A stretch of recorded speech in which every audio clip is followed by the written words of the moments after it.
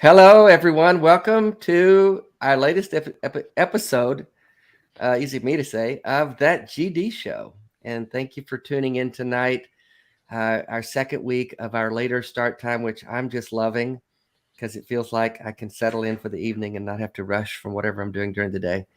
Genevieve, good to see you again.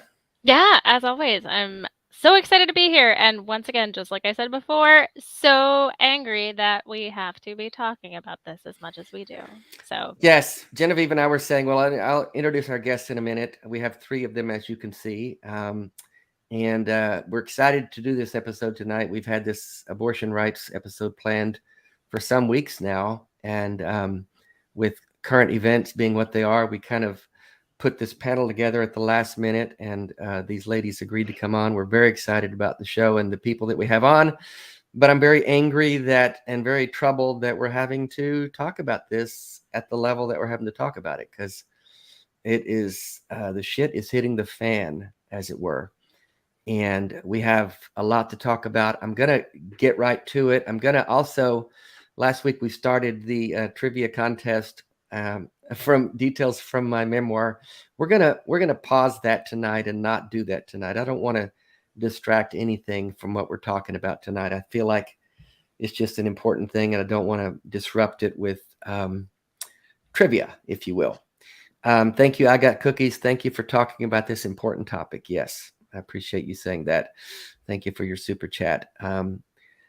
Without further ado, I want to introduce our guest tonight, and I'll start with you, Tina Marshall, from right here in Charlotte, where Bevan and I live. And then I'm going to have each of you kind of give a little summary of who you are and what you do and why you're here. Samantha McGuire, coming to us from Maryland tonight. I met Samantha and Tina both at the American Atheists conference a few weeks ago in Atlanta. And then Jessica Rubino, coming to us from Texas. And we've got a lot to talk about with these ladies. So Jessica, let me start with you. Give us a little bit of a summary of who you are, what you do, and why you're here on this show tonight. Yeah, thanks so much for having me. I'm a family medicine physician, and I live in Austin, Texas. And I'm currently an abortion provider and have been for about 4 years at Austin Women's Health Center here in town. And so I'm here basically to talk about what it's kind of been like sort of on the ground, so to speak. We've been under SB 8, which is the law that outlawed abortions after 6 weeks, essentially. So we've been dealing with that since September. So we at least have some insight into what we're headed into. So that's why I'm here. Thank you so much for coming on. And I appreciate the important work you do, which some might even consider dangerous in the world we're living in now. So I appreciate what you're doing for young women. Greg Markowski, thank you for that weekly $19.99 super chat. Our world seems so far right now. Thanks, Dave and Genevieve, for your show. It makes me feel a little less alone. CTFD. Thank you, Greg. Samantha McGuire, welcome to the show. Tell us a little bit who you are, what you do, and why you're here. Yeah, so I'm the National Field Director for American Atheists, and this is an issue that's near and dear to my heart, but I'm sort of here representing American Atheists and here to talk about why we see this abortion as an atheist issue and why we think it's important as an organization to address it and have our volunteers and groups and anybody that we can engaging in this issue in the fight to come. So that's why I'm here. Again, thank you for coming on. And again, thank you for the important work you do. And last, but of course not least, Tina Marshall, who you are, what you do, and why you're here. I am the lead organizer for Black Nonbelievers of Charlotte, and I'm also founder of Black Abortion Defense League, also known as BADL. I am out at the clinic, at our clinic here in Charlotte, anywhere from 3 to 6 weeks to go toe-to-toe with the extreme Christian right. And my voice is gone really from yelling at them all day. Oh, sweetheart, I love that. I'm there to protect patients. And you were leading rallies yesterday in 2 different parks here in Charlotte. I appreciate that. Bevan, I know, got to one of them. I think we're going to join you one of these days out at the clinic, and I want to go toe to toe with some of them today. It was pretty spicy. Oh, was it? Oh, Yeah. Damn! I hate I missed it. I think I want to get and mix it up with them myself. I don't know. I don't have much tolerance for those people. I used to be one of them, so I know where they're coming from, and that's the thing. I was an evangelical Christian for a lot of years, and I didn't think I used to believe that abortion was wrong and we shouldn't have it. I thought it was a moral issue. I bought all the talking points that life begins at conception, that abortion is murder, all that bullshit. And we're going to dive into some of that tonight and diffuse any of that. If any of these Christians come across this show, we're going to let them understand that that's just not true. Thank you, Jim Smith. Thank you all. Happy to be here. $20 super chat. Appreciate the support. And Genevieve, why are you here? Well, I'm here. What are your thoughts on this whole thing tonight? Well, I know I'm you're here. angry.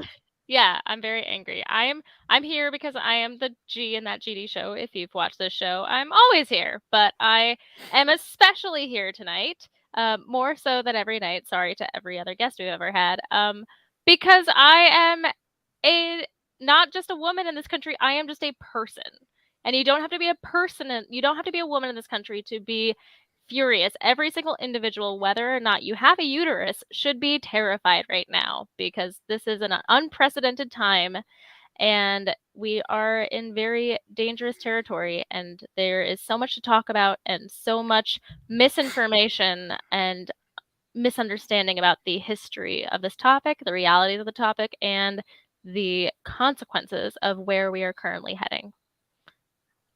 Well, that's exactly right. We should be terrified. I heard it said on a show yesterday, I think.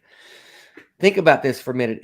If the government can force a woman to carry a baby to term against her will, if they can force her to deliver a child that she doesn't want, for whatever reason, regardless of that, what's to keep them down the road from forcing a woman to have an abortion if the table is turned?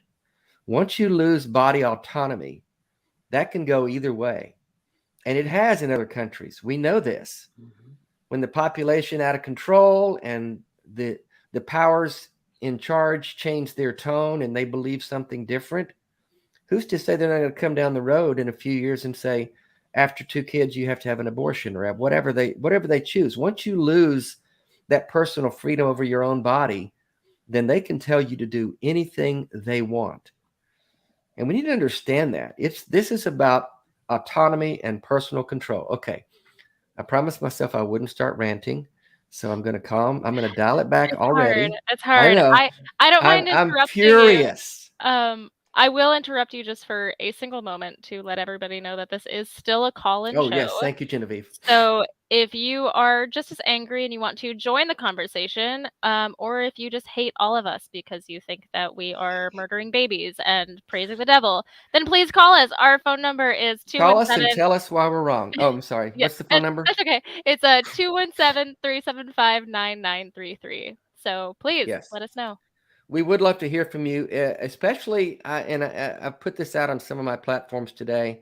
If you are someone who's been, if you've had an abortion, if you've been affected by abortion, if you know someone who has, if you've had a troubled pregnancy, anything that has that you have a personal connection to this subject, we would definitely love to hear from you. Genevieve will be manning the phone monitors and checking on the calls as they come in, and we'll try to get to everyone if it does get backed up. If not, we're fine. We'll have plenty to talk about. I think I want to start with you, Jessica, and I'm gonna, as I told him backstage, I'm gonna try not to do much talking myself because I'm the only one of the of the group that does not have a uterus. And so I need to shut up more and listen more, as all men do. My God. But Jessica, tell us what you're seeing as an abortion provider currently in the trenches, doing this every day, day in and day out, and what you see coming down the road with the laws, as the law has already changed in Texas, but with the imminent overturning of Roe v. Wade. Tell us what you're feeling, what your concerns are. So yes, we have been living under SB 8, which is essentially, banned abortions after 6 weeks in Texas. We've been in that world since September. And initially, obviously, a lot of confusion, a lot of panic from patients, which again, we're seeing after we started noticing that it has shifted who is having abortions. This is something that actually I didn't foresee, but I now will foresee will keep happening, is that patients have come to us and told us after their abortion, they have said to us, well, I'm actually not sure if I would have had an abortion if I was allowed more time to decide this, but I knew that I needed that choice. And I would rather regret, having an abortion than I would regret actually bringing a baby into this world. And, a lot of us at the clinic were like, yeah, that's absolutely your right to make. I mean, that makes a lot of sense. That's really good reasoning. If there's a chance that you really need that abortion. And I don't think that they foresaw that happening, but they just don't understand, and when I say they, the far right, I just don't think that they understand how, if someone needs an abortion, they need an abortion, whether it's a medical reason, their preference to not, go through a birth. I mean, literally any preference if they need one. And a lot of people, if they're able to, will get one. The thing that now that just like logistically, as we move forward, I've seen a ton more panic now since the leak, people thinking that it's completely illegal now. But one of the things that we're seeing is that abortions essentially, so they don't happen in a vacuum, right? Like there's a spectrum of care of abortion. So someone might come to me, decided that they want to have an abortion, but by the time they come back for their second appointment, they've had bleeding and actually they're going through a miscarriage. So I will diagnose that patient with, okay, does it look like you're having a miscarriage? We might do an ultrasound, we might do blood work. So let's say I take all of the abortion providers outside the state, but now all those patients who are either going to get their abortion or not, are going to have bleeding and not know what's happening with their body or not. Like all of them, where do they get care then? Right. To find out what's going on with their pregnancy, especially in early pregnancy, because in Austin, it's very rare to be able to get an OBGYN appointment before, 8 to 12 weeks. But that's when a lot of miscarriages happen. That's when people are deciding if they want to continue the pregnancy or not. And so there is this effort and this thought that like, we can't leave. Like a lot of us can't, even though we may want to do abortions elsewhere where we feel drawn. But at the same time, there has to be someone here to talk to them before, during, after, whatever they need. If they're getting an abortion somewhere else, but they still need that care. That's just a nightmare.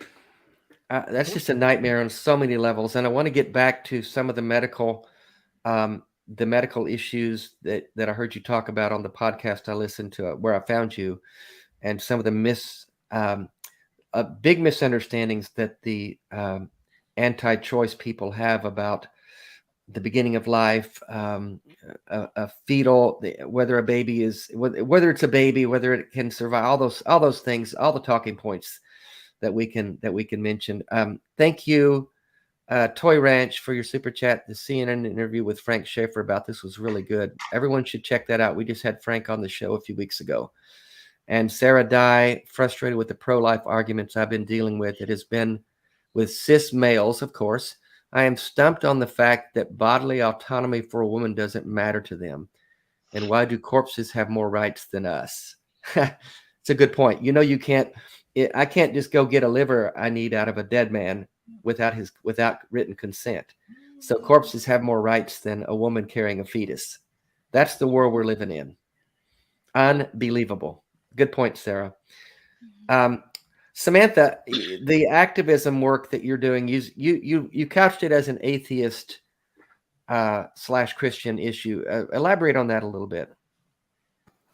Yeah, so we get this pushback a lot when we post anything about abortion, particularly from our organizational accounts, American Atheist accounts. And we get a lot of pushback of this isn't an atheist issue. And so there's a couple things there. The first thing is that we see anything as an atheist issue if the reason that those laws are being passed and the opposition to those types of laws come from religious basis, and it's people trying to push their religious beliefs on other people, right? So they're trying to take away rights of other people based on their religious belief. I frankly don't care what you believe. If you believe abortion is wrong or not, I really, that's not the argument I want to have. You don't get to determine what other people are allowed to do and what other people's rights are based on your religious beliefs. So that's one prong of it. The other prong of it is in 2019, we did a study of, we did the US Secular Survey.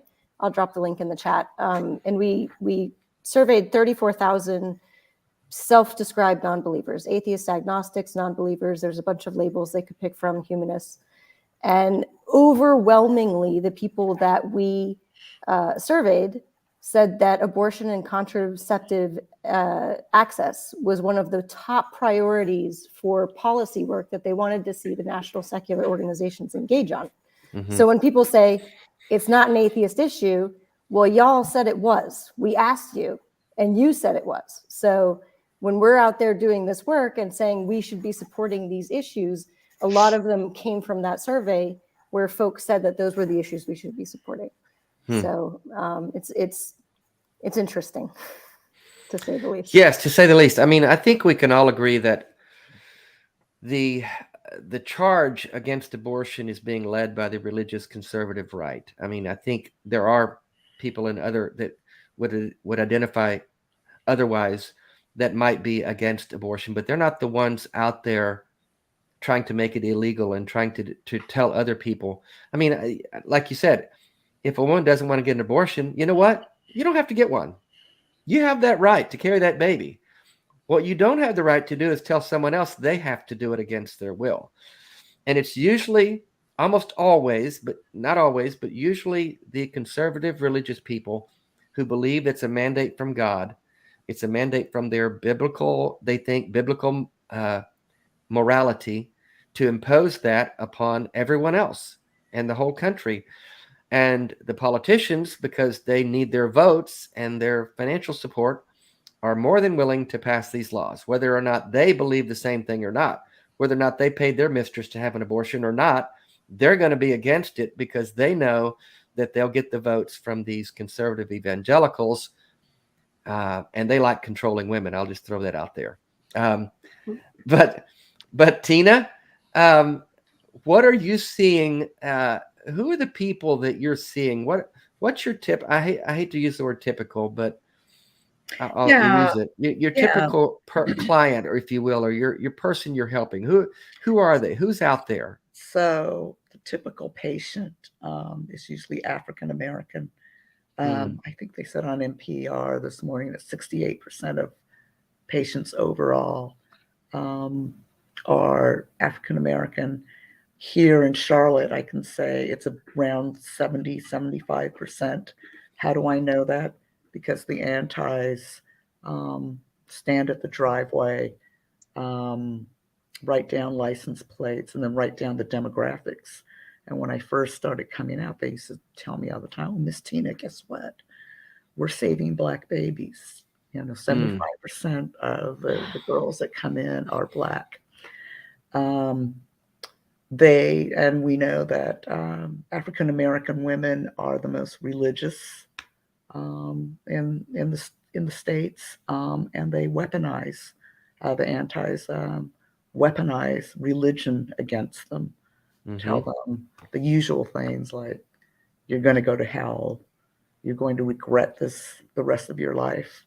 But the other things that I hear are abortions cause breast cancer, abortions cause mental illness. You will be miserable the rest of your life. Depressed, all those things. Yeah. All the things. all the things. What does it do? I don't know what to call the people you help, clients. I'm calling them clients, but We call them patients. Patients. What does it do to them? What do you see this do to them when things like this are yelled at them? I see different things. And some of the folks are in tears. We don't know what the reason they are. They're having their abortion. Some are militant. I'll see fists raised. But most are just very stoic. You don't see anything. The escorts, as they're taking them into the clinics, will say, ignore, those crazy ass people out there. We tried to shield them with the umbrellas. And then we defenders will try and distract the taunts with our voices, get them into conversation, get the antis into conversations, use musical instruments, whatever. But yeah, they're mostly pretty stoic. I'm just outraged. I'm just outraged. Just the idea that someone who simply wants to exercise the freedom to their autonomy and to their own reproductive choice to go and get an abortion, that they have to deal with this in this country. And occasionally outrageous. Occasionally they get pretty angry, and I've seen them jump out and confront the antis. Good. Yeah, and sometimes the companions are the ones that today we had a companion that was hot. Yeah. And I would just like to reiterate that there is no invalid reason for wanting an abortion, but something that I feel like these antis often forget is that many of those women who go in angry and or upset, very upset about their abortion, many women who get abortions actually want their children. They need to get an abortion because carrying that fetus to term will kill them or it's inviable. And Jessica, since you're, a doctor, I would love to sort of hear what you've seen about this, from your patients. And then also, Tina, if you have sort of escorted and helped women who were there because of those reasons without obviously, divulging any medical information or personal information. But if it feels like it's one of those issues that's often forgotten about by all of these politicians and all of these antis who are passing these crazy laws and yelling at people.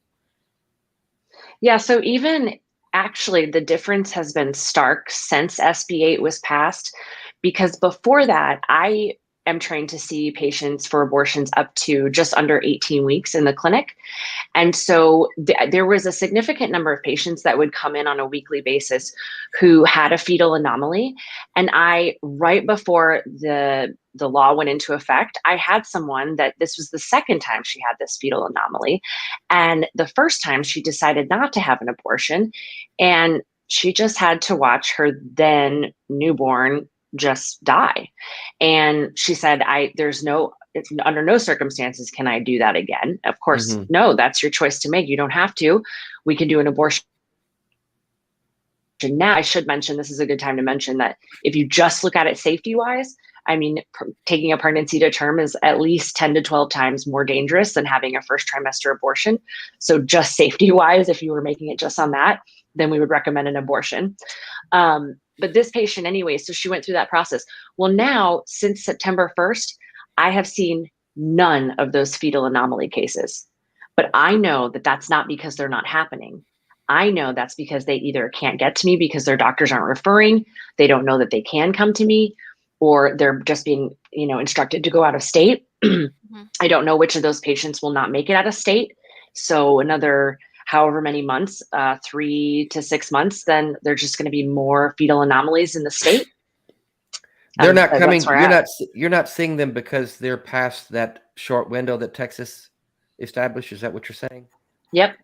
They're too far. They're either having to go out of state, which Many of them can't afford that, or Right. they're just at high risk. Mhm. That's Yep. horrible. So I know Tina can speak to this, but already they're seeing a huge uptick of patients coming in from out of state in North Carolina, Colorado, and Illinois specifically. I don't know if we can put it in the chat, but Guttmacher has a really wonderful interactive map about what's going to happen when this opinion comes down and how far people will have to travel and what the percentages of influx of patients. And so one of the things as national coalition partners we're doing is trying to help figure out how we can be supportive of those clinics as well. They're setting Planned Parenthood, for instance, in Southern Illinois has set up entire call centers. So they have not only the clinics, but they have an entire new building that's full of call center people who are arranging travel. They're booking flights and planes and buses to get them from Texas to Illinois. And of course, because we can't really track all those numbers, right? So where are Jessica's patients going? We have no idea, but there's not a way to track that. Are they miscarrying later? Are they getting to Illinois? Are they going to see Tina? There's no way to track that information. And it's part of the problem because it makes it harder for us to respond with ways that actually impact the issue.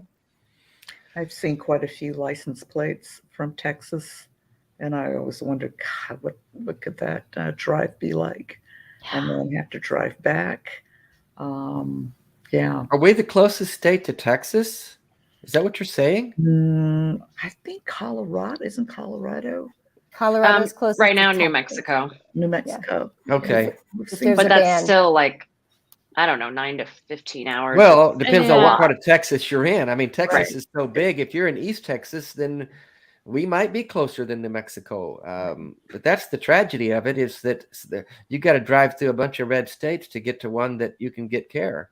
Mhm. Samantha, is there a way for someone to put that link in the chat, or you mentioned it, I didn't catch it, but where there's I put it in the private chat if you want to grab it from there. I'm not logged into YouTube. So Ethan, can you do that for me, or Genevieve? My hands don't work well Yeah. enough. And after the show, we'll definitely have a very long list of links and resources for anybody who watches this afterwards, for all of the different places you can go, because there are incredible people and organizations who are fighting to make the post-Roe world survivable and livable for women. Well, and that's one thing I want us to talk about tonight. I mean, we can sit here and bounce our outrage back and forth from window to window, but what do we do? How do we affect change? What can we do individually and as groups to help these women who are now in grave danger? Jessica, you mentioned in the podcast the Lilith. What's it called? Lilith Foundation. What is it? Lilith Fund.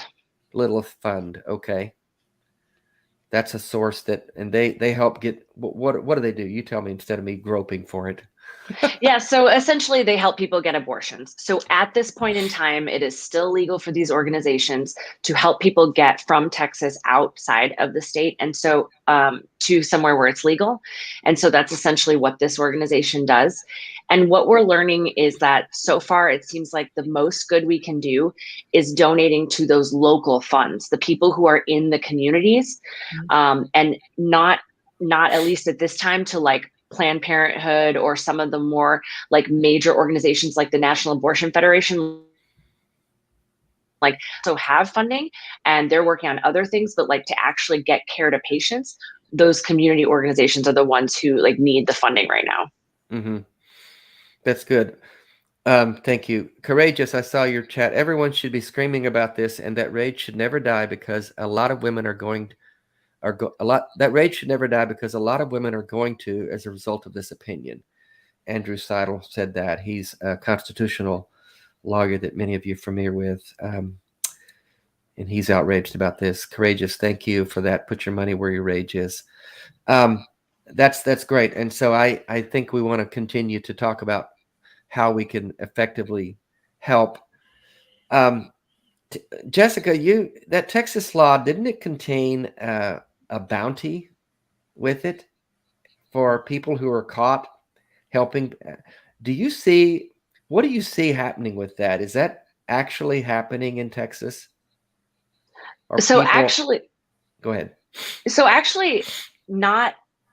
It's people were all afraid of it, but it doesn't seem to have much materialized. Okay. But that is sort of the problem with it, and probably the goal was that by making it something that is outside of the normal sphere of calculating risk, okay, if this is a criminal law, we can take it to this court, we know the steps. But since it's a civil law, essentially, you're breaking it, it's a civil penalty. And then the people who can turn you in are just people in your community, whoever. And it's for any number of abortions that you do. So it's not even like if I do one, I know I can only be sued once. No, I could be sued by everyone in the state for that one. So it just put all of us in this, like, we're just frozen. We've been frozen. Mm-hmm. I mean, there's many of us who did not want to comply. We're not planning on complying with SB 8. There's a lot of us out here who are, take this really seriously. Yeah. Well, I was going to ask you, I was going to mention that you're freezing up a little bit every now and then, but that's okay. We'll work around it. When you said I'm not going to comply, that's kind of what my thinking is. I'm just wondering if that's what this is going to take, because that bounty, that $10,000 bounty, sounded like nothing more than a scare tactic. And I told Bevan the other day, I'm kind of ready to challenge that. I'm kind of ready to see someone arrest me and someone take me to court and someone handcuff a man who's got ALS and can't use his hands and can't walk very well. Let's see how that plays out in court. And I'm pretty much done with playing nice with these people and trying to. I'm going to throw this out there. Is that what this is going? Is that what it's going to take? Mm-hmm. Is for civil disobedience, a revolution of some sort? Because when I hear a lot of people's response is, what do we do? And they say vote. Well, the fucking problem is those of us who are concerned have fucking been voting. And it's not doing any good because the court is nothing that we vote on. And they've rigged the game. They've stacked the game. They're not playing by the rules. I'm pissed off at the Democrats tonight because the Democrats keep playing by the rules, mm-hmm. keep trying to play nice, and they're bringing a slingshot to a fucking gunfight. Mm-hmm. And they don't seem to understand that they're playing nice with these people who do not care about the rule of law. They will do whatever they can, from gerrymandering to stacking the courts, to get what they want. I'm sorry, I'm ranting again. I'm throwing it out to the panel. Is it going to take civil disobedience? Is it going to take the kind of stuff that the civil rights movement took, where they get beaten and arrested in restaurants or on the streets or whatever? What do you think, people? Well, it's like, for me, it's up to white people. Elaborate on that. Y'all voted all these folks in, right? So she's not. You're not wrong. I know. I'm a straight. And I say it all the time. I'm a straight white male. I'm the worst of the worst. Yeah, I'm embarrassed for my gender. I'm embarrassed for my all of it. I mean, come voting time, we do our part. We go to the hood, we go to the urban areas, and we do everything we can to get our people to vote. Y'all need to go up to the holla, talk to, I say it all the time, Jethro and Ellie Mae, and you got to get them to vote and to vote for their interests, because we do our part, and we always get screwed in the end. Mm-hmm. And a lot of that, I guess, I'm trying to find my words, because when we talk about this entire issue of how we got to where we are today, mm-hmm. and how it relates to religion and the two-party system and race relations and the status of everything, it's all so intertwined. I mean, we got here because of the outrage, not for Roe versus Wade, but for Brown versus Board of Ed. Mm-hmm. That's how we got the moral majority. That's how they galvanized the white evangelical vote. And then when we're looking at where we are now, which this is a decision that came from a Supreme Court, which is 9 people with lifetime appointments, none of whom were actually voted for, and 3 of whom were essentially appointed what I consider illegitimately. And mm-hmm. that's because of Mitch McConnell. That's because of all of those people who were initially galvanized post-Roe, post-Brown v. Board of Ed. And they're not just banning abortion. They can get away with this because they are also restricting minority rights to vote. They're also gerrymandering. None of this exists in a vacuum. And I know that speaking to people in my community, we definitely get really angry when people tell us to just go out and vote. I mean, everybody should. Everybody should absolutely vote. Even no matter how difficult they make it, you have to do it. But what can we do when, just in conjunction with restricting our right to our bodily autonomy, they're also restricting everybody's right to vote, and they're watering down the power of your vote with this absurd gerrymandering? I mean, what do we do next? Give us your thoughts. Samantha, what do you think? So I'm not going to comment on parties because I work for a 501c3 nonprofit. I know you can't. I don't have And to. they're done. But what I can do is talk about the issues, right? And you have to look at, like anything else, you have to look at where candidates stand on the issues. And in this case, you have to pick the lesser of two evils and vote for whatever it is that your values are, right? Unfortunately, or fortunately, or however it works out, we are a two-party system in this country right now. Maybe that will change at some point. I don't know, but that's what we got right now. And people need to be aware of the issues and then vote according to them. And I guess there's lots of reasons to be really pissed off this week. One of mine for me is that people are just now paying attention, right? It took this for people to be like, oh gosh, maybe we should, whatever it is, maybe we should get out in the streets and march. Maybe we should go volunteer at the clinic. Maybe we should donate to the funds. Maybe we should advocate for state level laws, which, by the way, we can talk about. State level laws are still a thing you can do. Maryland passed abortion expansion laws this year, right? So now how do we get people from Texas to Maryland to take advantage of that? So there's lots of things you can do, and it's super frustrating.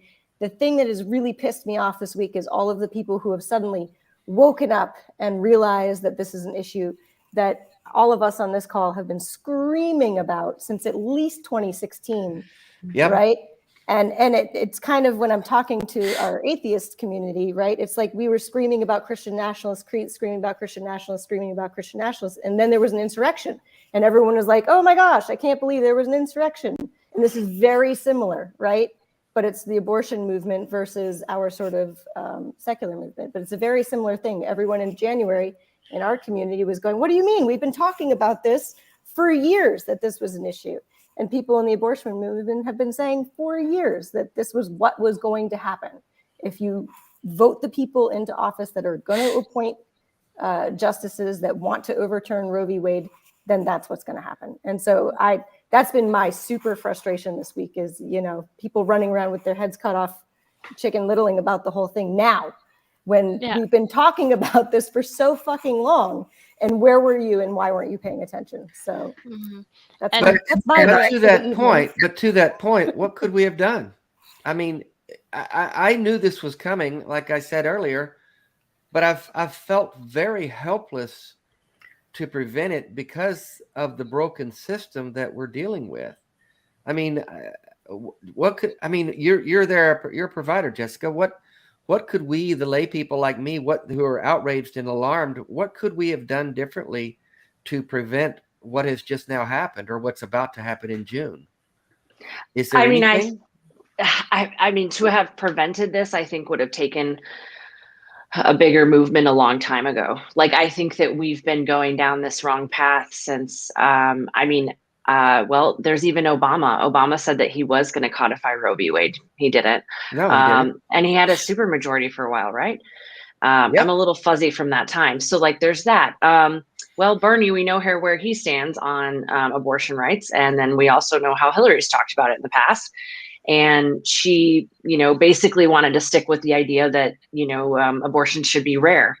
So the Democrats have been towing that line, which is not helpful, and just continues to keep up this idea that there can be restrictions. It's okay to restrict it because we want it to be rare. It's actually very safe. There's no reason it should be rare other than if you don't want an abortion or if there's some way we can prevent it.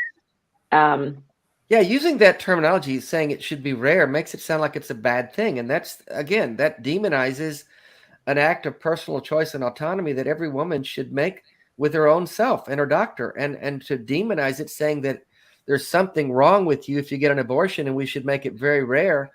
What the fuck?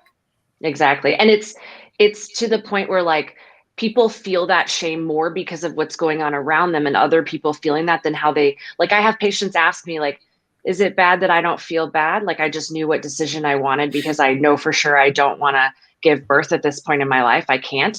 Like, no, you should not feel bad. For some people, it's a very easy decision. For some people, it's a very complex, hard decision. For some people, it's a loss. Other people, it's a big gain, like they get their life back. It's just so complicated. So I feel like Democrats have just been screwing it up for a very long time of trying to toe this line of like get out of here with that. Well, again, everyone's carrying votes. Again, that's the problem. Everyone is very careful. I'm talking politicians, because they're afraid of that what they say may disenfranchise a voter, and their main concern is getting reelected. I mean, and my God, women are going to die because rich politicians are concerned about getting reelected. I was going to just correct really quickly, Dave. Are they concerned about disenfranchising a voter or a donor? They're the same. Because that's I wish they were, but they are not. That's right. You've worked in politics. I want to interject in one of the things that we, don't pay attention to, or have people on this call have, but that widely we haven't paid attention to, is, part and parcel of talking about this and whether there should be abortion access is teaching people sex ed. That is actual comprehensive, science-based, medically accurate, LGBTQ inclusive sex ed. And, so if you don't want more abortions because they should be rare, then you should be funding all of these sex ed bills that I've advocated for years in Congress to have passed, right? And making it so that there's a benchmark that people are learning about contraception. People are learning about the risks of having sex and getting pregnant. I had an abortion in my 20s because I wanted one. That's it. It's none of anybody's business why. And thank you. Yes. I had a DNC. But didn't it ruin your life, Samantha? Didn't it ruin your life? No, I was in my 20s. I was in college, and You've been fucked up ever since, right? Yeah, no, I've never regretted my choice even once. But I lived in, thankfully I lived in Massachusetts at the time, in the late 1990s. I'm dating myself, but it was pretty easy. Massachusetts made it pretty easy. So I can't imagine these states where you have to go and have a visit and then wait 72 hours and then have another visit and then go. And even for the medical abortion, you have to have a doctor's visit and then you have to go back and get the second pill and then have a follow. It's insane. And how are people supposed to do that and travel across 6 state lines to do that? So that's part of it. But I get very frustrated that when people, again, don't see the connections between the issues that you can advocate for. You can advocate for sex ed. You can make it so that people understand, I'm sure Jessica could speak to the number of people who just didn't understand the mechanics of getting pregnant when they're young. And it's, because we didn't teach them. And that's on all of us, that they didn't learn that. That's on the adults in their lives. But if you advocate for sex ed, then you're just saying it's okay for anyone to have sex with anyone. And we know that's not right, because God intended for a man and a woman to get married and have babies. Let's just cut to the chase, because that's what this is fucking about.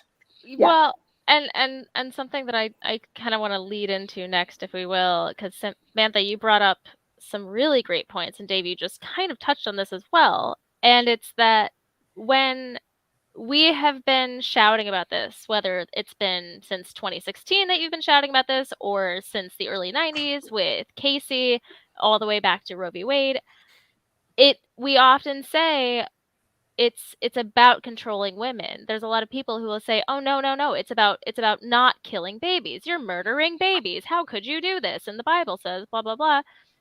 And I've heard, because I've had far too many fights about this in the last week. I've heard many people say that with this most recent draft release, that we are being hysterical, saying that it's about controlling women, but yet at the same time, we are not just seeing abortion bans and restrictions coming in through states, but there are states that are even discussing banning IUDs, which, if we wanted to actually reduce abortions, just like you said, Samantha, the best way to do that is to provide like ready access to information, sex education, and birth control. IUDs being one of the most reliable sources. So I guess I'm trying not to rant because I'm just angry. I'm sure all three of you have a whole lot to say about, I mean, Tina, I would love to hear about some of the things that you've heard shouted in the last week. I mean, as long as you've been doing this, but in particular the last week around all of this. And Samantha, of course, with American Atheists, I mean, you're on the forefront of this every day, this whole argument, because it does come back to Christian nationalism. So please take it away. So I had gone down to Jackson, Mississippi a week ago to spend time with the defenders there. And this is with the one and only clinic that they have there, and they are the subject of Dobb versus Jackson. And I will say that I was shook down to my core when I saw the Antis. If you've ever seen that show, 19 Kids and Counting or something like that, it's just like that. The women all have the long skirts on. They appeared to each have about 10 to 12 kids each. And they were, in their late 20s, early 30s. Most of the people that were doing the heckling were men, the men. And they had a sermon outside, or rather a church service outside. They did a sermon. That was in Jackson. Back here in Charlotte, they've become even more frantic, even though they know they've won the battle. Do they feel emboldened since this leak, do you think? I think so. Yeah. Because they're some of the old timers have told me that it's looking like we're back to the 90s again, because we're seeing Antis trying to get close to the building. They're not supposed to come on property at all. But we've caught a couple of them coming close to the building. We film them and then get them banned. They're chasing after cars, going down the middle of the street, chasing after cars. They're particularly now, usually what we would do is that when noon came, we all packed up, both sides, the Antis and the defenders, and we'd go home. But in the last week now, they're waiting for women to come out. As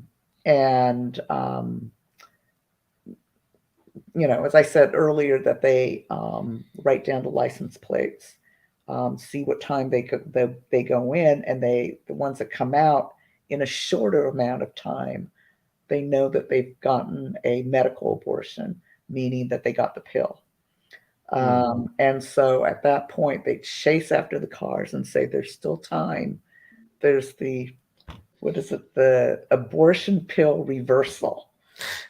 The abortion pill reversal. If you go to abortionpillreversal.com, we'll provide you with the medication, and you can reverse your abortion. And we know there's been one study, I think at UC Davis, and it was a failure. It didn't work. But they do that, and then now they're staying much later to also tell these women that they're murderers. They've killed their babies. You're going to hell, all the things. So which then makes it's sort of like, all right, if you guys are going to stay, then we're going to stay too. I'm going to have to join you out there. I've decided. Come on down. I am just fucking furious at Bring a this. chair. Come on down. Um, Wear sunscreen. I'm way behind on the super chats. Bill Castle, thank you for your super sticker. We'll try to catch you. David Paul, 1999, thank you. Geez, Cairo Wolf, I can thank run you, through really brother. quickly. I've got them tabbed up. Okay. Zach yes. Brannigan, thank you, brother. Courageous again. What can we do? Fight against Christian nationalism, work to keep church state separate, support abortion funds, get political, plan, prepare, most importantly, act. We all saw this coming. I want to talk about these talking points. You're murdering your baby. Jessica, you're the doctor among us. That is the Christian talking point, that life begins at conception. These little hands are formed at such and such weeks. We've got a heartbeat. I've heard you talk about this before. Walk us through the process of a pregnancy and when these early abortions, what they're actually doing and not doing. What do we say to the Christians who tell us this? They're fucking idiots, first of all. But other than that. Yeah, so essentially the way that a pregnancy actually works in the very beginning is after conception, right around 2 weeks or so, you may be able to get a positive. That would be super, super early. But that's around 4 weeks after your period. And then roughly within a couple more weeks, that would be when you would actually miss your period. And that's the first time then you would have any indication that you might be pregnant. When a pregnancy first starts, though, all the way basically up until approximately 5 weeks of pregnancy or 3 weeks post-conception, that's when we can first see something on an ultrasound, right around there. And it looks like a little bubble. It's called a gestational sac. There's nothing inside of it except the genetic information. That's it. It's still cells dividing in there, all of that. And then basically by the time things do rapidly change, so by the time you get to there, which is 6 weeks of pregnancy or 4 weeks post-conception, that's roughly when the fetal pole begins. So the very beginning parts of the fetus, it does not look anything like us. It's, very, very small. We're talking about, could fit between my fingernails. But that's the first time when it has what they call a heartbeat. We usually refer to as cardiac activity. And if patients ask me about it, what I explain to them is that, well, actually, it's just that the cells that are forming the heart are already in the right spot. And they're starting to form it, but it actually doesn't look like our heart. It continues to grow and change throughout most of pregnancy, actually. And another question I will get from patients right around then is, well, is that when life starts? Like, they want my opinion. Mm-hmm. And I tell them, we don't have a medical thing like this is exactly when life starts. Like medicine, science, we don't have that answer. So it's usually more of a personal answer. But if I were going to tell you when I think it starts, I think it's probably not until delivery, when we take our first breath, because that's when a lot of things breath. That's when there's different pulmonary connections. The heart closes up one hole and it switches the blood flow to a different direction. Even the vessels in the liver change. So that's sort of the thing that changes us. So we talk about it in my clinic all the time, but I always ensure them but this is totally theoretical. We talk about it. I think it's interesting concept to talk about. But that concept of it's right this moment when there is cardiac activity or it's at the moment of fertilization, that is made up by people. That's just made up by a group of religious people. That doesn't fit anywhere in science. Okay. That doesn't have any scientific medical truth to it, is what you're saying. Yeah. Yes, Tina? Yeah, and that's what I hear out on the sidewalk. I will say there are some defenders out there that know the Bible inside and out. And that's when you can really go toe to toe. If you are a defender that knows the Bible, because they said that somewhere in the Bible, and I don't know the Bible for shit, but they said that there's a passage in there that says life begins at first breath. I was going to say that's what the Bible says. The Bible agrees with you, Jessica, in terms of when life starts. Yeah, and when you draw breath. They'll point it out and they'll say, "Well, no, that's not what Jesus says." Right. They said, well, Jesus doesn't say shit about abortion, and he had plenty of time to. It existed Yeah. then.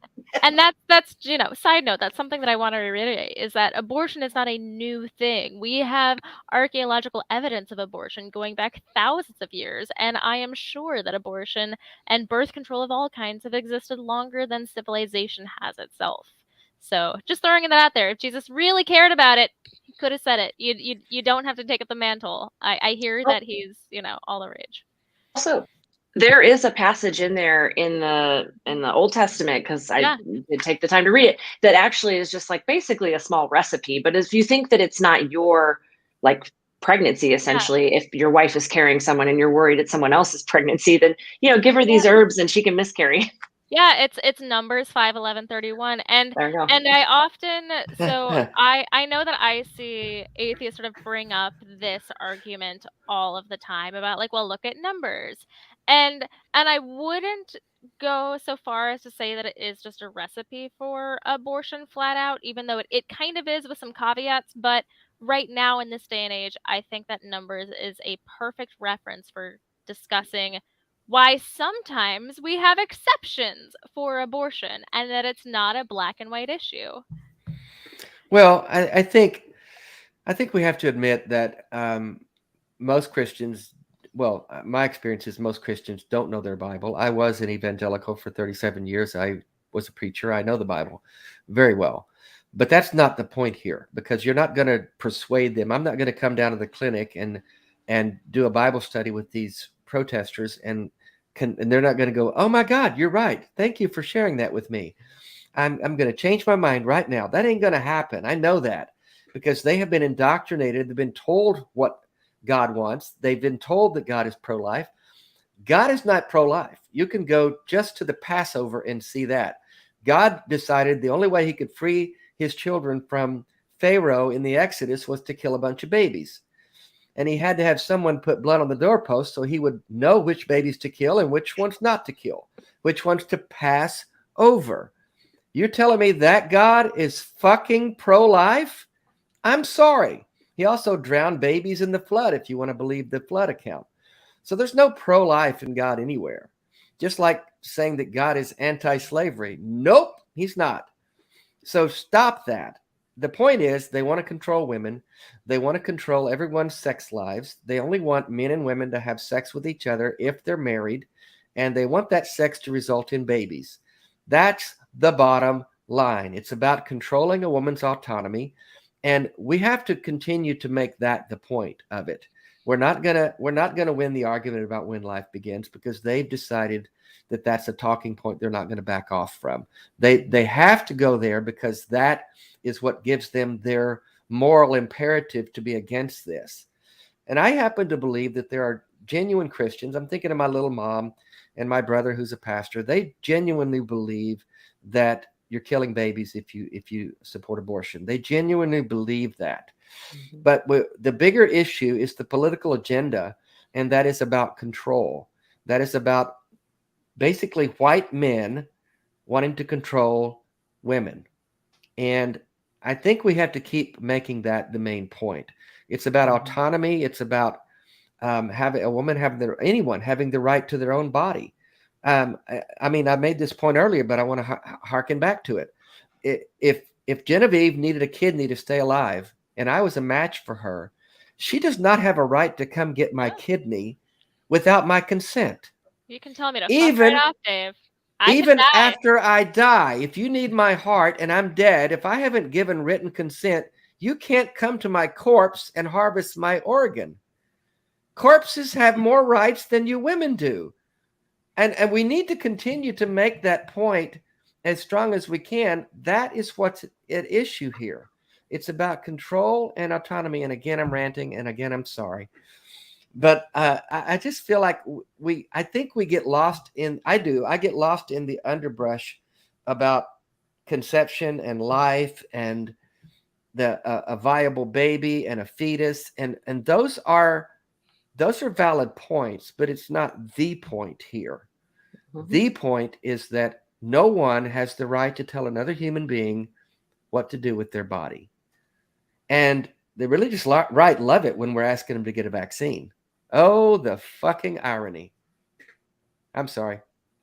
Samantha, You haven't talked in a while.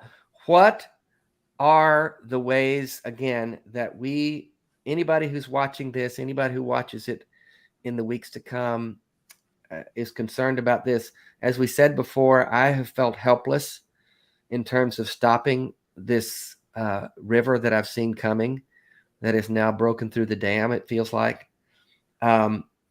What can we do short of, and that may be what we do in the long term, is revolution and protest, but what can we do on a local and national level from your perspective to help? So, I mean, I can give you some very broad coalition-wide answers, but then I'm going to kick it to Tina, because what you really need to do is find your local organizer and ask them what the fuck to do in your state, right? So I can tell you the kind of like overarching ones. There's a big rally everywhere. May 14th, there's going to be rallies all over. If there's one near you, go to it. If there's not one and you want to start one, plan one. Rallies are good because it brings awareness to the issue. Again, it's also kind of frustrating because we're like, where were you rallying years ago? But to be fair, it does bring awareness and particularly media attention to the issue. So turn out to rallies. I know that we already dropped a bunch of links in the chat. Find your local abortion fund. There was a website that we linked. Find your local one where you live, or maybe adopt a state. You live in Maryland, maybe you want to adopt places in Texas, right? Find abortion funds that are local and actually sending money to their local clinics. Make sure that you check them out. I think Jessica maybe or Tina mentioned, don't necessarily go right to Planned Parenthood and NARAL and the big places. Go to your local fund.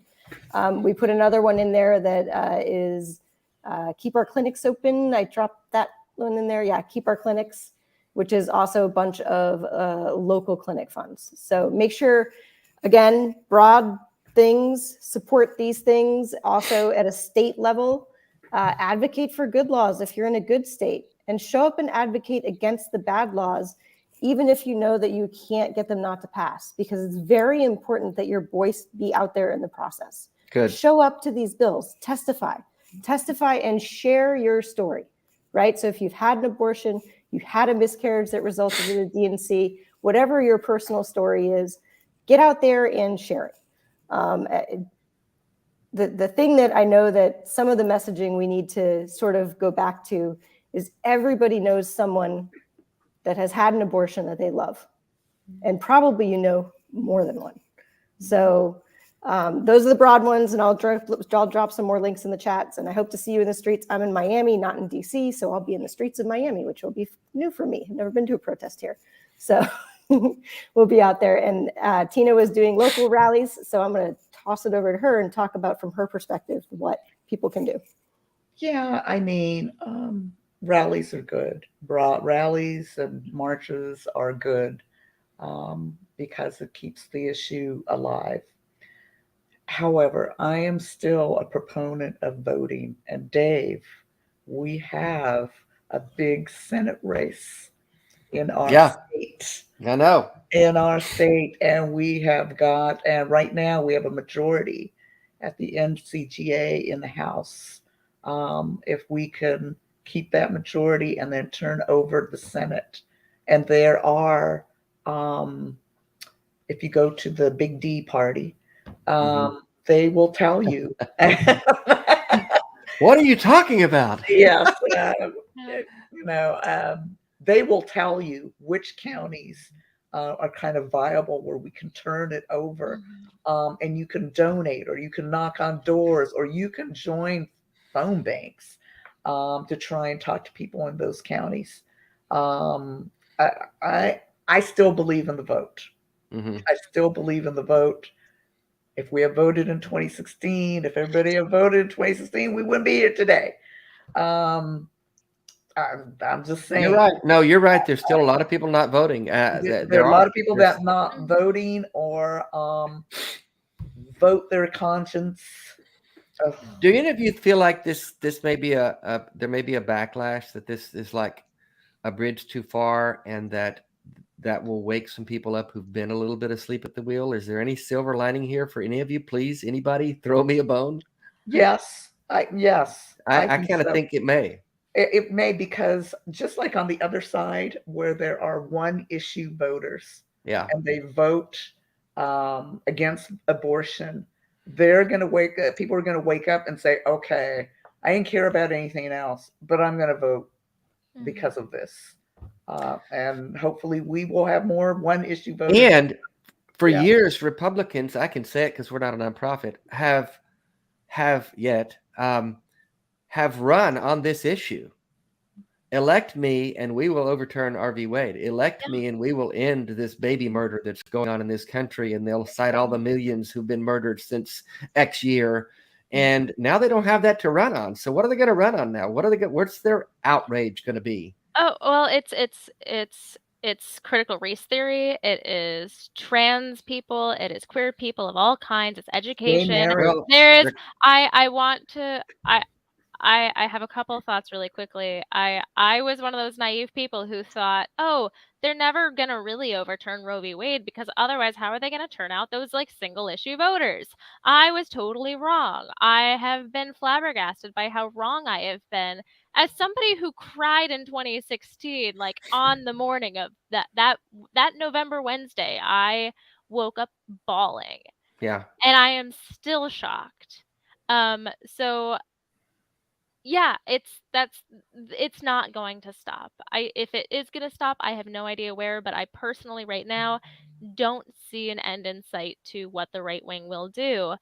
I also want to just sort of jump on to emphasize, Tina, what you were saying, and point out that it's really, really important. Even if you vote every single election, are you one of those people who like go to the polls and you're just like, I don't know who all these people down to the bottom are, but like I'm just gonna pick a name. I think that's a woman.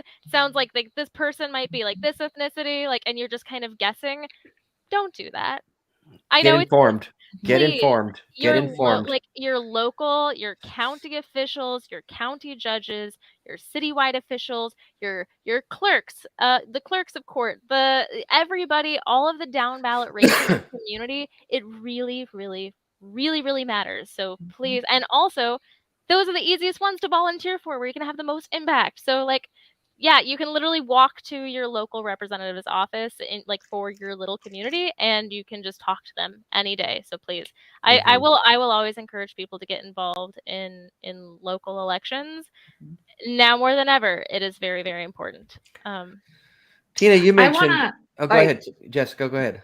Yeah, I just want to say, is one of the websites that I think people should check out and know about so that you can then tell other people is mahotline.org, because it is a hotline for people either wanting to or are during or after the process of having a medication abortion, or actually a miscarriage, and you can text them or call them. But if you scroll through that, it actually has at the bottom like all the telemedicine companies that are going to be offering medication abortion.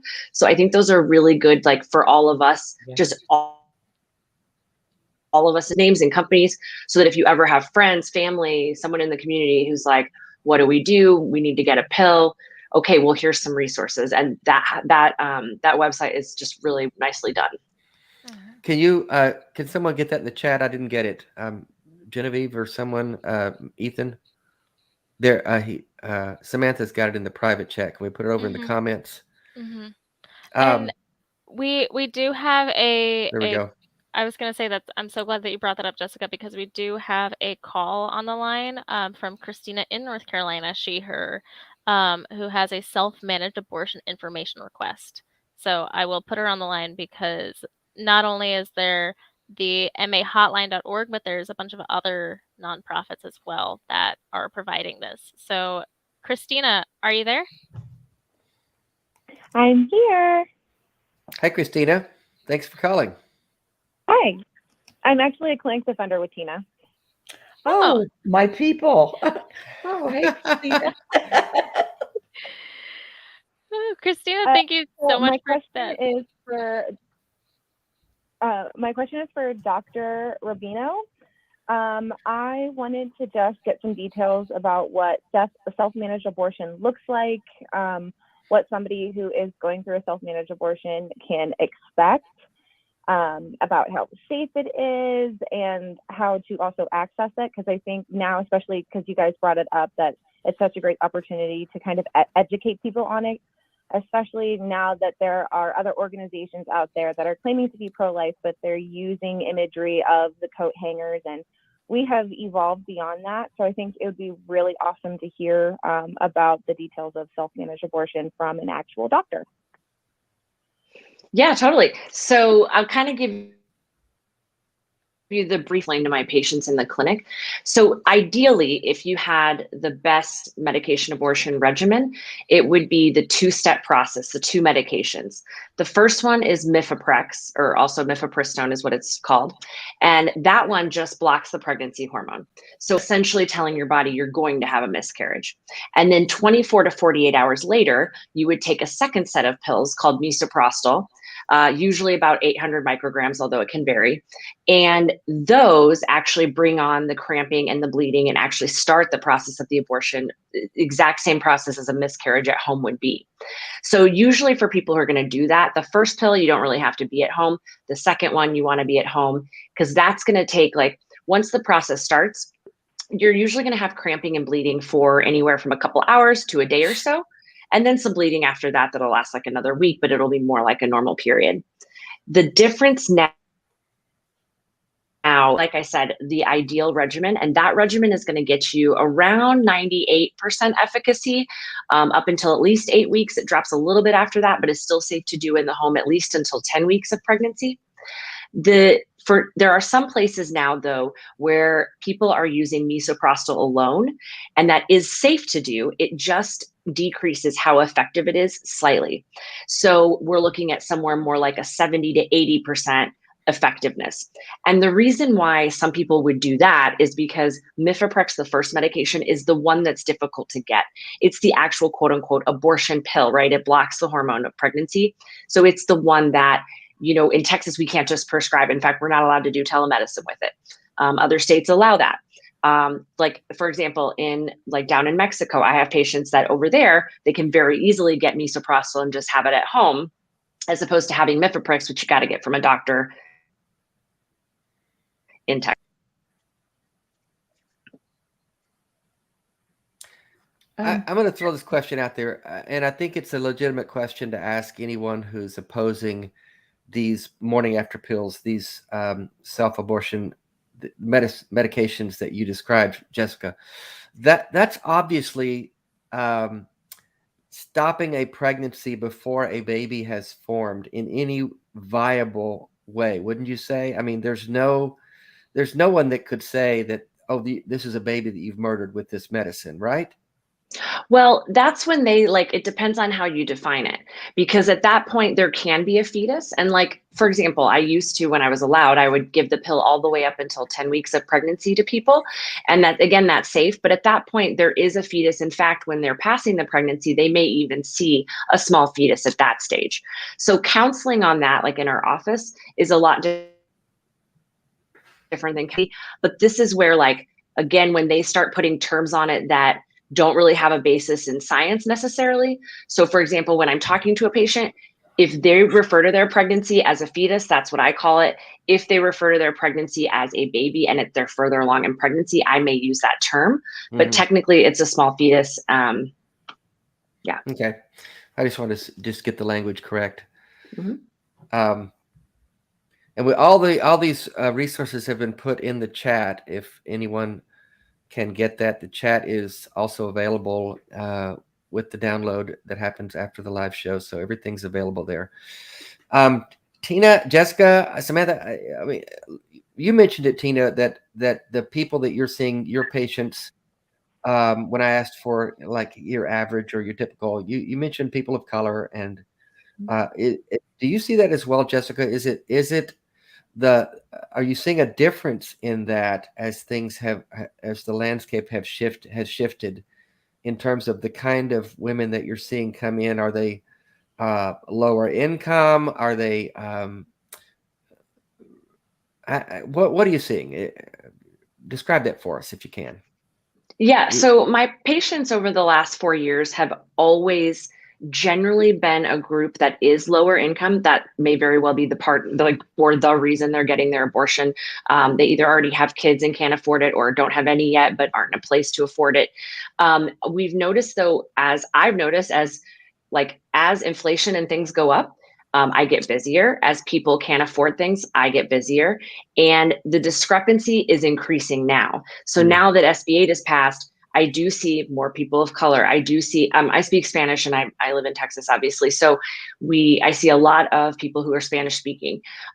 Those groups trying to get care from me if they can. And then if not, they may need help with organizations getting out of town or out of state.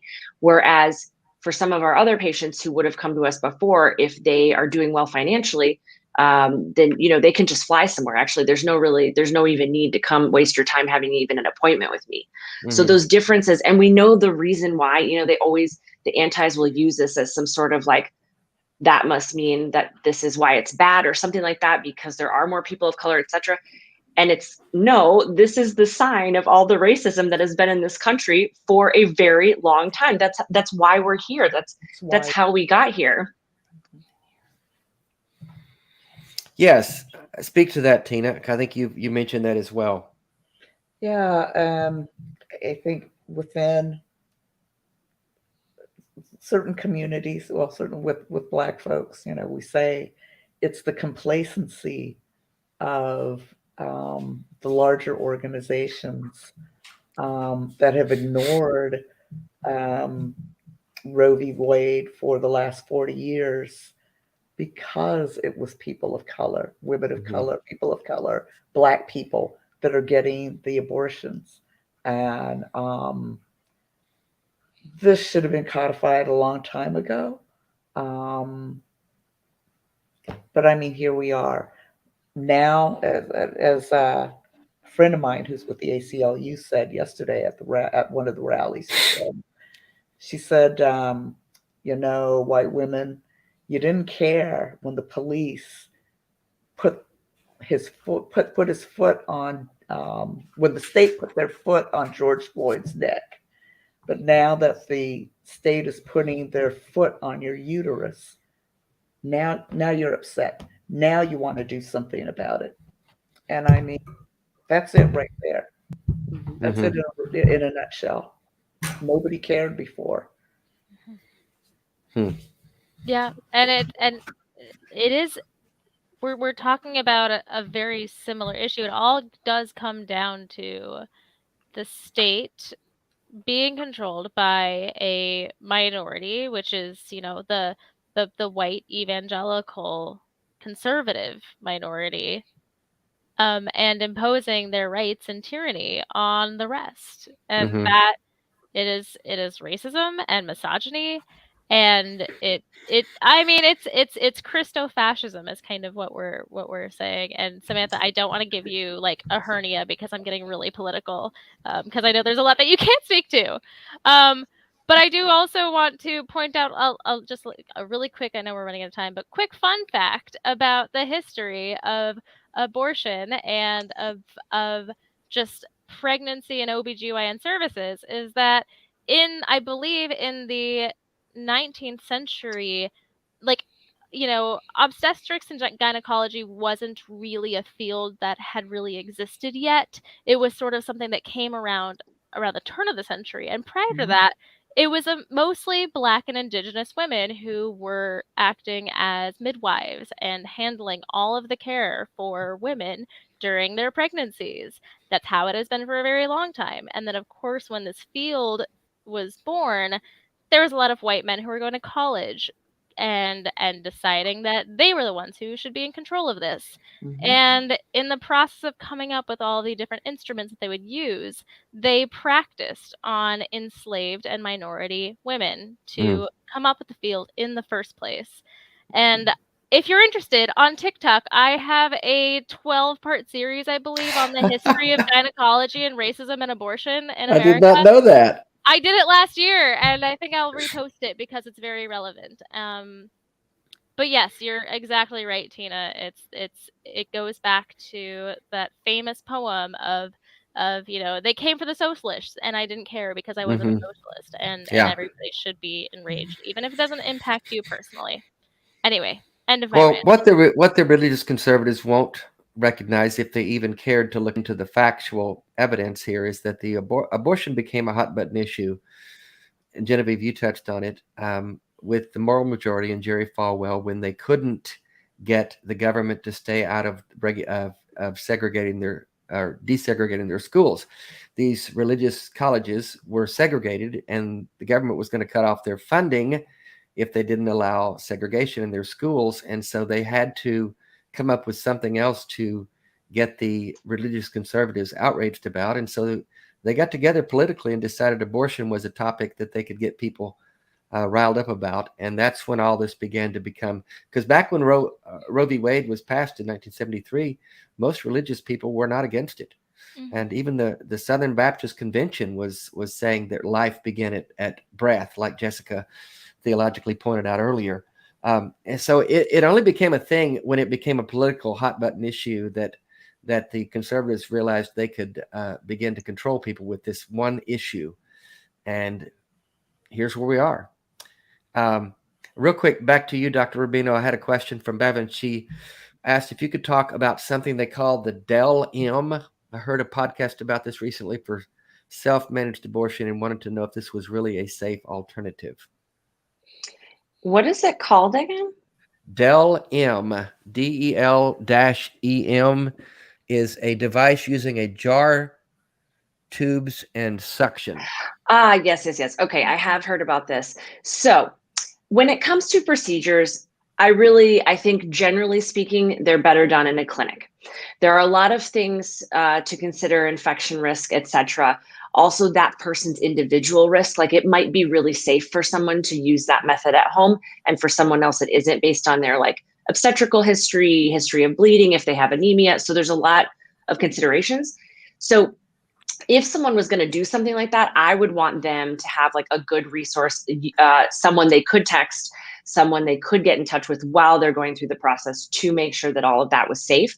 Essentially, the idea is creating a vacuum so that something will be moved out of the uterus and actually come out. And so that's what the tubing is for. The tubing and the whole setup, though, when you do an abortion that way, it's a very slow suction, and how long that actually takes is a little bit, that's actually outside of my knowledge. In the clinic, when I do like a similar procedure, which is really using a vacuum aspirator, so it's doing the exact same thing, but because of the level of suction, it really only takes me like a few minutes to do the procedure, generally about 5 minutes. So I definitely, it's 100% doctor's fault that abortions were ever made illegal to begin with, because they didn't want other people doing that outside of medicine. So I don't want to be a physician who demonizes or makes it seem like it's unacceptable to try to find care in your own home, in your own communities, etc. I just want people to be really safe. But I also know there's a lot of information out there. It's not the same place anymore. We have the internet. So just if you are someone you know was going to use something like that, please be very careful. Work with someone who maybe like even a midwife in your community, anyone who actually know the potential complications that could come up. Thank you. That's good. Good information. I see we have some trolls in the chat. We do. One of them calling killing babies genocide. That's funny. It's coming from probably someone who worships a God who's the actual captain of genocide in Old Testament history. But we'll just leave that alone there for tonight. Yeah. Because he's impervious to facts. We've already pointed out we're not killing babies, but people like that don't really listen to actual facts. But nonetheless. Yeah, and I know that we are running really short on time, but just sort of jumping off of what you were. Did we finish with the caller, by the way? Because I don't have the call screen up. Yeah. I mean, Yeah. Okay, thanks. I felt like we didn't hear from her very much, and then all of a sudden we're talking about other stuff. I know. I'm sorry. You're a much better, call manager than I am. But no. So it kind of sounds like, and I won't go into like a huge history lesson, but it kind of sounds like we might be having a resurgence of something like the Jane Collective again, which we had prior to Roe v. Wade, which is sort of kind of a little bit of what you're talking about. Do you guys think that that is what we will be sort of seeing going forward if we were to, as Mitch McConnell hinted at, possibly not just overturn Roe v. Wade, but have a national abortion ban? What can we do? What sort of mutual aid can we do in our communities? And what do we need to do to get the infrastructure in place now that women and people with uteruses in this nation are protected regardless of the legal status? I think our volunteers are starting to talk about that, getting a network together, talking to other volunteers in other states. We don't want to talk too much about that. Yeah, this is true. No need to. So I think that goes back to what I said earlier, right? Find your local organizer and then figure out how to organize with them. And the local organizers who are really in this work aren't going to be super loud about what their plans are right now for obvious reasons. But, go. And I know Tina can speak to this because she did on our panel at the convention about how exactly to show up and volunteer as a defender.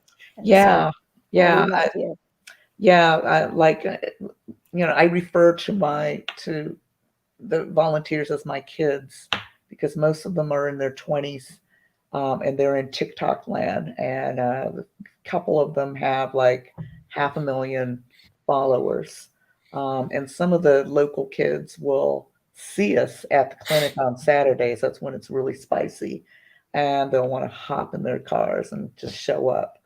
And I always say, don't do that. We want you to come, but don't do that. Contact us. You have to be vetted because I'm especially paranoid. And I'll say, well, who's that person? And we vet you and then we train you and you just go through a process. But really, and I'm sure each volunteer group has their way of doing it, but that's the way we do it. Mm-hmm. That's good. Yeah. You need to have some control and some order. Yes. Before we do run out of time, I want to give each of you what's your final word on the thing? I mean, what would you leave us with as your voice on this panel, Jessica? I think we all have to keep talking about it. I'm not sure things are going to change for a while, but the more we talk about this, the more we educate people around us, family, friends, that reduces that shame, the stigma, and that leads to better education and et cetera, et cetera. Excellent. Excellent. Samantha? I mean, we've given a whole bunch of what you can do, I think, hopefully. I always say that I like to get people mad about issues and then tell them what they can do about it, not just get them pissed and leave them there with nothing to do. But what I will say is that I hope people remember how angry they've been this week and that they hold on to that anger in June and in July and in 2023 and in 2024 and continue to be mad about it and harness that energy towards doing the things that we've talked about and what their local organizers are going to tell them to do. Because I'd hate to see everyone out in the streets and marching on it, and then next week it's just back to business as normal. Always, yes, because I think I've said before that I think sometimes we get outraged. We go to a rally, we hold up a poster, we march, we do this, and then we go home and nothing changes. And we feel like we've done something because we went to a rally, but what did we actually do? So I see in the chat a question: how do we find a volunteer group locally? What can I search for? Did we cover that, or do we need to hit that again? Who's got that? How can we find a volunteer group locally? Is there a resource for that? Samantha, Tina, do you know? I know there is, but I don't know it off the top of my head. Okay. I know there is one as well. I can't find the link right now. I'm usually the one with all the links in the chat, but you could probably Google it. Yeah. Certainly the place to start would be to figure out where your local clinic is and how far away it is, and then find if there's a Facebook group or a Google based on your local clinic. But if we find that link, we'll send it to you so you can put it in your recording Yes, notes. and we can put it in the chat, in the comments. Tina, your final thoughts on tonight. What would you leave us with? I would say to talk to each other like Dr. Rubino says. Stay mad like Sam says, but I will also say don't give up. Don't give up. Don't give up. And keep fighting. And show up. Show up. Yeah. Show up. That's it. Kim Possible, thank you for your Antichrist 666 donation every week. We know that you're there to keep Satan alive on this show.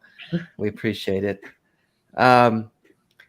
You know, I think statistics have shown through time that making abortion illegal does not significantly reduce the number of abortions. It just makes it more dangerous and more difficult.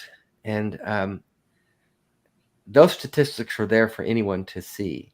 The antis don't care about that, though. They only care about control. I think we know that's clear. I agree with everyone who said keep talking about it. That's why we do this show. We'll do more of it. We want to continue to bring awareness. We want to continue to point out ways that we can help, places you can donate to, how to help women get the care they need. I thank each of you, Jessica, Tina, and Samantha, for the work you're doing on the front lines. I mean, it moves me to tears to know how much you are helping actual human beings be safe, be cared for, to know that they have someone that's got their back, someone that's going to look out for them. Jessica, I know you've said it, and I just see it in your eyes that they could make abortion illegal tomorrow in Texas, and you would keep doing it because you care that much. And I know that. And I am just in awe of you. I applaud you. And I'm going to do everything I can to get the idiot, white, straight, cis men to shut the fuck up and listen and learn, and to do our part to help the women who need the care that they need, and to do everything we can. I don't know what else to say. I just I'm overwhelmed at what you guys are doing. I'm outraged at what's going on in this country. As we've said and others have said in the last week or two, we know that they're not stopping with abortion. They're coming for contraception. They're coming for gay marriage. They're coming for trans rights. They're coming for anything they can to control and make everyone look and think and act like them. And we're not going to do that. We're not going to do that. And if it takes me getting arrested or getting assaulted, I'm willing to do that. I'm willing to put my body and life on the line. I'm so sick and tired of this shit. And I got nothing to lose anyway. I've got a terminal disease, so I can just throw it out there. I don't care. But I thank you, everyone, for what you're doing. Thank you guys for being on the show tonight. I know it was a big chunk of your time to come, but I know that you do that because you believe in this subject. You believe in what's going on in this country. And again, Tina, Jessica, Samantha, I don't think we've heard the last of you. I think we'll probably have another one of these soon because this is a hot issue, and we need to keep the spotlight on it. So we will be in touch with you following this. And everyone who tuned in tonight, everyone who watches this week, everyone who supports our show, Genevieve and I thank you from the bottom of our hearts. And we love you. And that's our show for tonight.